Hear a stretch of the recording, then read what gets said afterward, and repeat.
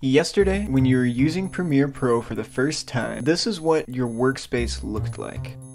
But today, when you open Premiere on a new computer, it looks like this. At this point, it's easy to be overwhelmed. You may not even know what to do next. But there's an easy solution to get back to something familiar. Under Window Workspaces, you can find all of the presets for your workspace. Clicking on Editing will take you back to the most basic setup. Now that we're back to something familiar, you can see that we have the Timeline panel, the Effect Controls panel, the Project Files panel, and the Program panel, as well as the Tools panel and the Audio Meters panel. Now let's say you'd like to add the Effect panel to this workspace. To do that, go back to Window, and in this list of all the panels available to you in Premiere, we will click on Effects.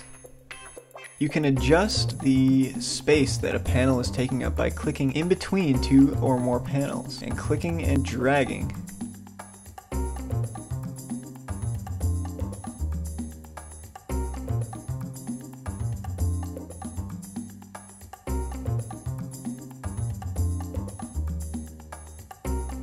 You can also decide to close a panel by clicking on the three horizontal bars, which will bring up a pop-up menu.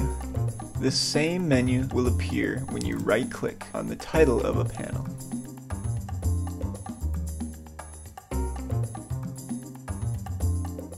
You can also customize the layout of your workspace by clicking and dragging on the title of a panel and placing it wherever you would like. Panels can be stacked on top of each other. They can also be placed next to a panel, or they can also be placed on the very edge of a workspace.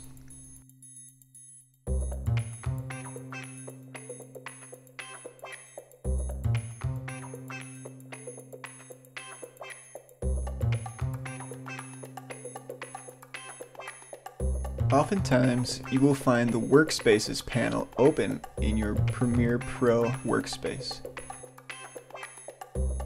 I find this panel to be confusing. When I'm looking for my Effects panel, sometimes I accidentally click on the Effects preset. It's important to know that when a change in your workspace occurs, it cannot be undone by hitting the Undo button or Command Z. This is why it's important to know how to get back to what you're familiar with. Finally, any window can be maximized to full screen by double-clicking on the title of the panel.